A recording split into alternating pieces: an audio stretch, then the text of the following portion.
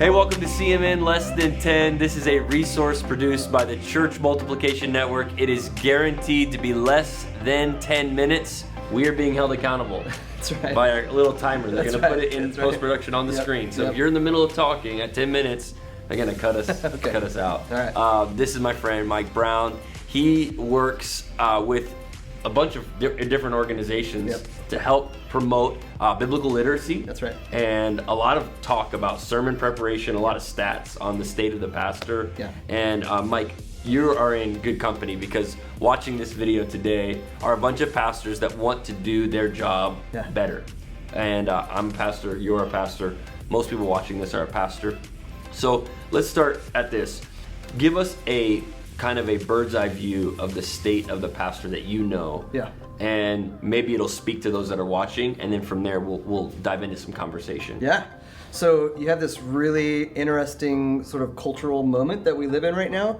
So Barna did a ton of research recently. In 2017, they produced some research called State of the Pastor, which gave some really interesting statistics. One, and that is that 66% of pastors spend the bulk of their time on doing sermon prep and teaching and preaching.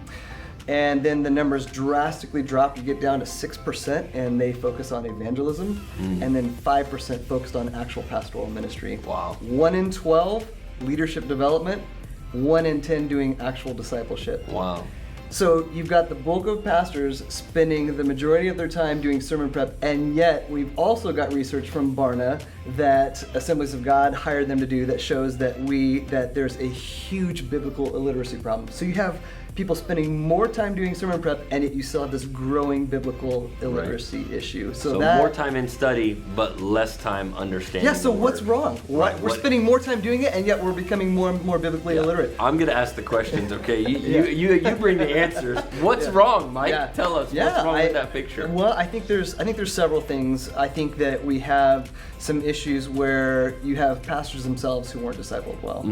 Maybe they were brought up in a ministry where all they saw their pastor do was preach and teach. And so the assumption is they go into their ministry and they think that that's all that they do. That becomes their priority because that's the only thing they saw. They're modeling what they were taught to do. Right. So you have that. I think that there's some lack of training and equipping and education. I think all those things factor in. I don't think it's any one thing. Right. And I think in different contexts it could be one or multiple of those things that are happening. So let's say a pastor's watching this right now and they feel convicted when they heard, I am one of those people that feels like a lot of my time is spent sermon prep and none of my time is spent doing pastoral ministry or very little of my time. What would you say are the first steps to get that pendulum to swing to the other direction? How can I spend less time on sermon prep? And still actually do good sermon prep. Still preach good sermons. Preach better. Even. And understand Scripture better. Yeah. Well, I think having the right tools is a really important part of that.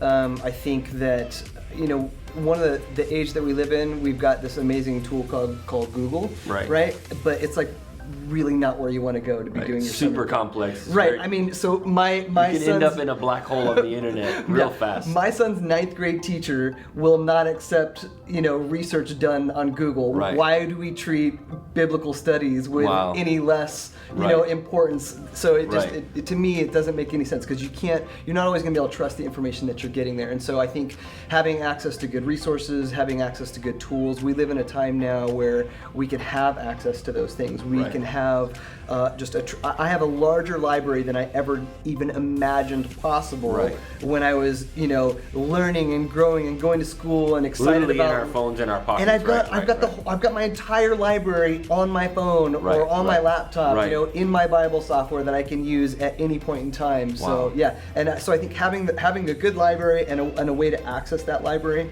and get the information out of there. When I've got tens of thousands of books in my library, I need to be able to find what I need in my library quickly and not be expected to sift through the whole thing. And that's what you guys specialize in. Yep. What are some of the key features of the tools that maybe someone who's struggling with, hey man, I'm spending a lot of time pulling I'm pulling books or I'm Googling. Yeah. What are some of the key features of the tools that you guys offer? Yeah. So the way I like to communicate it to people is with the Logos Bible software, and especially now with the Bible Engagement Project Edition that we've worked with the Assemblies of God to create. one of the things that it's like having a digital assistant. So if you could imagine having somebody that you could say, hey, listen, I've got my library over there with tens of thousands of books in it. I'd like you to go through all of them. I'd like you to find everything relevant to the passage that I'm preaching this Sunday. Right. Organize it all for me. Put it into categories so that I can see my biblical theologies, my systematic theologies. I'd like to know the thematics of the text, the cultural concepts of the text. Right. Organize it all for me, and then give it to me in a report. Oh, and if you could do that in less than a second, I'd really appreciate that. Right. That's exactly what Logos Bible Software does. Is it goes through. You can go and tell it the passage you're preparing for.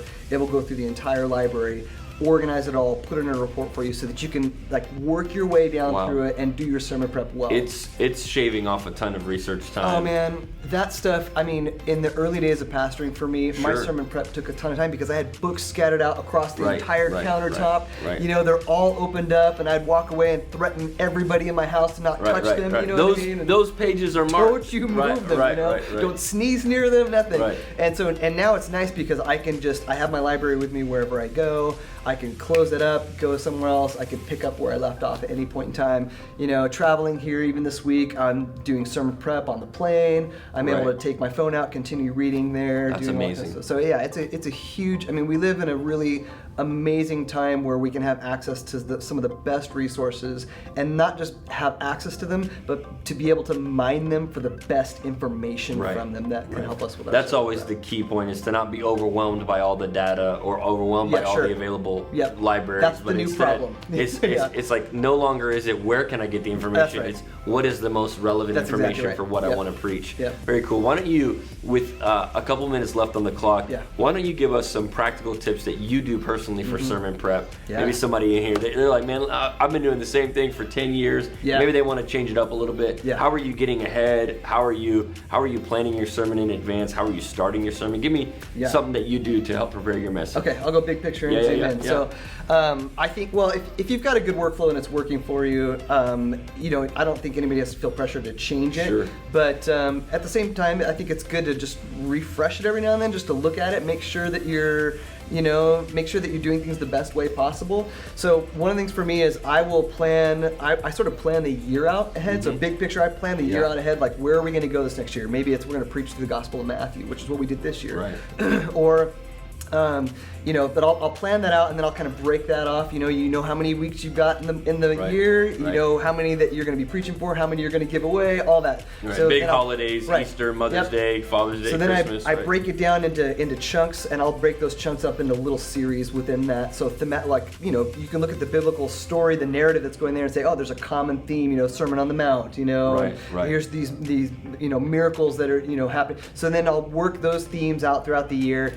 And then once I'm done with that, I can actually start getting into the actual sermon prep. So I'll pick up a few commentaries in Logos that I'll start reading through to prep for that. And then when it comes to the week, I'll break that down into smaller chunks too. So I'll start off usually by doing my exegetical work. I'll look at the words and the original languages, breaking those down. Then I start to pray through, okay, God, what's the theme? What's the text telling us? What does it mean in that cultural moment? What does it mean in our cultural moment? And then building the sermon, based on that. Great. On a good week, what day are you done with your sermon? What day on a good week? I know it's like opening up the hood underneath the hood of a car. On a great week, I'm usually done with it for Sunday's sermon. I'll be done with it by I usually aim for Thursday if I can have it done, because then I got a couple days to really let it sink in and just seep into my own heart, make revisions, and I try to get to a place where if I needed to get up and preach it even without my notes, I could. That's great. But that's. How long are you preaching for on average? How long is your sermon? Well, I like to believe that I preach for about 25 minutes, but in reality, it probably ends up being anywhere between more of 35 to 40 minutes. I'm actually shooting for this next year. I really do want to get it down to about 20-25 minutes, and that's not because I think that everybody's attention span can't handle it. Sure. I think that everything important can be said in that amount of time. Absolutely, I agree. And there's so much else for us to do worship-wise on a Sunday than that. There's other elements to our gathering and worshiping than just the sermon. So I don't want to dominate it with that. Yeah. Well, this has been so helpful, Mike. I appreciate your time. Yeah, you bet. Hey, thanks so much for tuning in to this week's episode of CMN Less Than 10. We'll see you next time.